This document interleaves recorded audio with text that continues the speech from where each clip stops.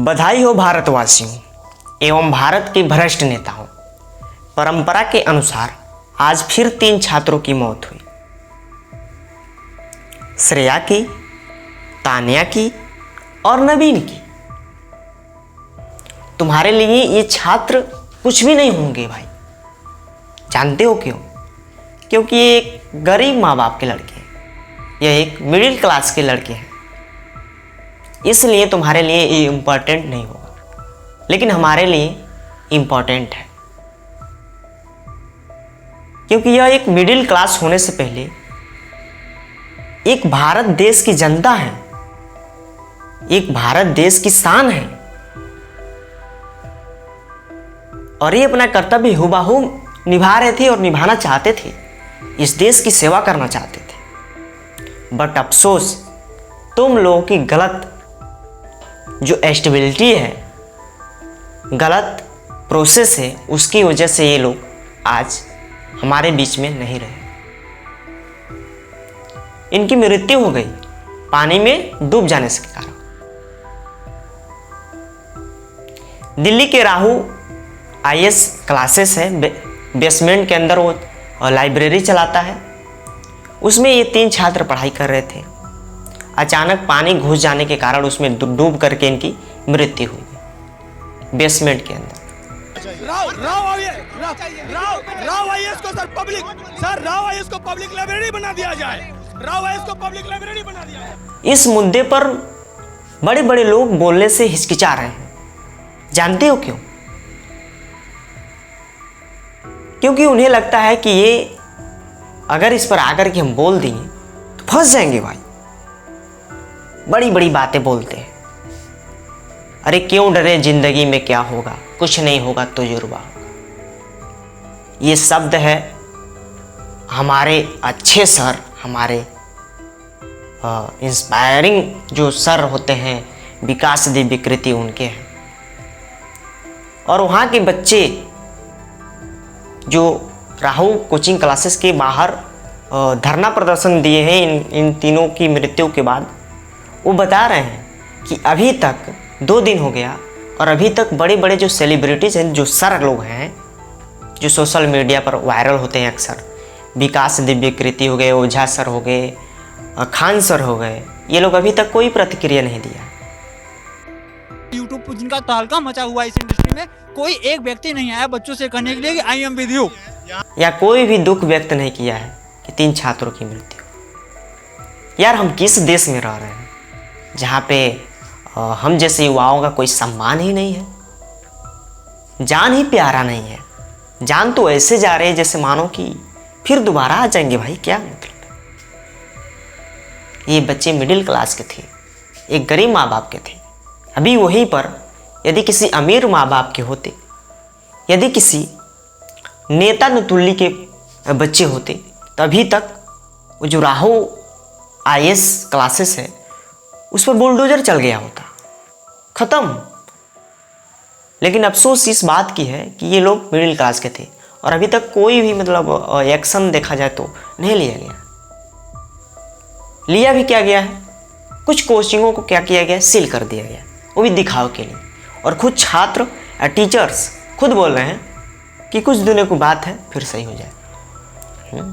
सही तो हो जाएगा भाई, बट ये कैसे सही होगा? ये वापस आएंगे? नहीं आएंगे। हो सकता है आने वाले टाइम में इनसे ज़्यादा लोग मरे हों। और हाँ, वहाँ के बच्चे जो आंदोलन कर रहे हैं वहाँ पे, वो पूरी तरीके से बता रहे हैं कि उसके अंदर हमें अभी तक डाटा नहीं मिला है कि केवल 3 ही लोग थे। वो कह रहे हैं कि इससे ज़्यादा भी लोग थे, लेकिन डाटा शायद हमसे छुपाया जा रहा है। 3-3 लाख रुपए लिए जाते हैं बच्चे से, और सर 3 दिन इंसिडेंट के हो चुके हैं। सर कोई भी कोचिंग माफिया या कोई भी कोचिंग मैनेजमेंट और सर कोई भी टीचर हम लोग से सर बात करने तक नहीं आया। सर हम लोग के प्रॉब्लम समझने को तैयार नहीं है। डाटा छुपा के क्या करेंगे भाई? तो डाटा छुपाएंगे इसलिए क्योंकि अभी ज़्यादा बच्चों को बता देंगे, ज़्यादा बच्चे मरे हैं, तब तो बवाल हो जाएगा ना भाई। बवाल तो हो ही जाएगा, इसलिए डाटा छुपाया जा रहा है। अब दूसरी साइड में देखा जाए तो बेसमेंट के अंदर कोचिंग चलाना या फिर कोई भी जिसमें बच्चे हों, हमारे देश के भविष्य हों, वो बेसमेंट के अंदर खोल करके रन करना, ये लीगल है।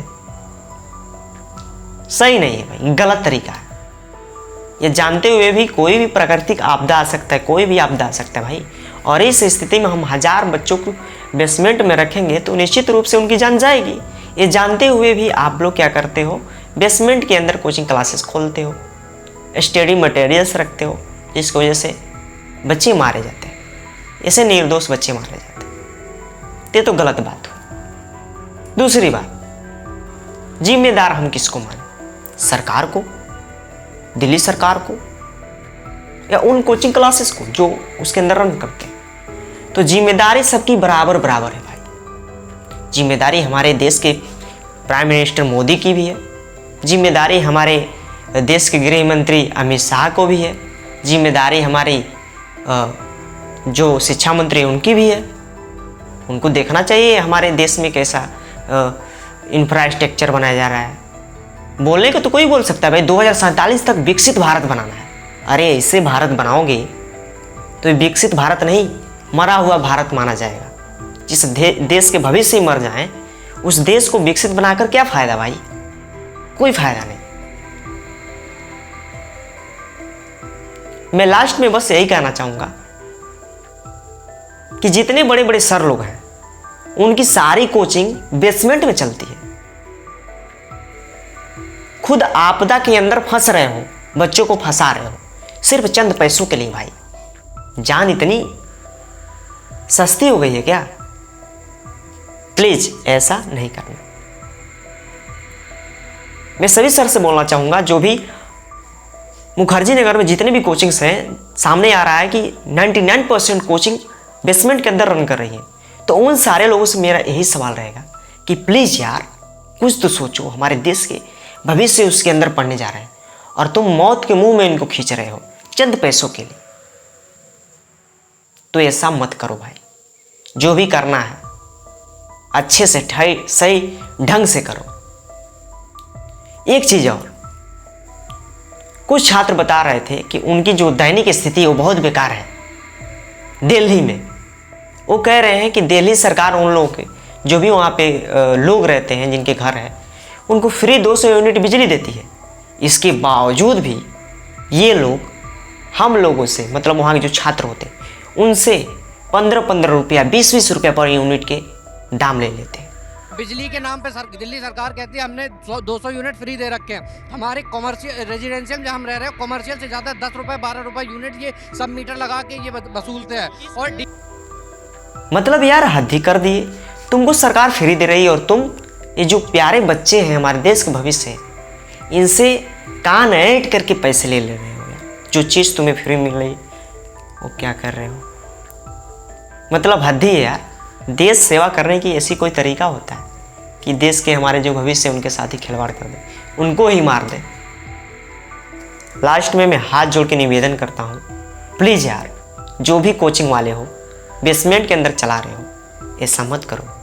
हमारे देश के भविष्य है, शान है, हो सकता है ये लोग हमारे देश को बहुत विकसित बनाएंगे। और सरकार से भी निवेदन है, जितने भी कोचिंग क्लासेस हैं, ये लोग जितने भी बेसमेंट के अंदर या भी कोई भी जो आपदा युक्त जगह पर पढ़ाई करा रहे हैं, उनको थोड़ा कंट्रोल किया जाए, इन पर कार्रवाई किया जाए, नजर रखा जाए। शिक्षा मंत्री, गृह मंत्री, प्राइम मिनिस्टर मोदी, सारे लोग से निवेदन है, प्लीज इस पर जरूर विचार कीजिए। और हमारे देश के युवाओं के लिए भी कि आप लोग ये जानते हो कि बेसमेंट के अंदर खतरा होता है, फिर भी आप लोग उसमें पढ़ाई करने जाते हो। भाई कहीं ना कहीं आप लोगों की भी गलती है कि आप लोग ऐसे जो लाइब्रेरी होता है, कोचिंग क्लासेस होता है, ऐसे ज्वाइन करते हो और फिर ऐसी सारी घटनाएं होती है हमारे सामने। बहुत दुख होता है भाई। प्लीज़ सारे चीज़ें देख करके, टर्म कंडीशन देख करके आप लोग एंट्री लो किसी भी कोचिंग क्लासेस में।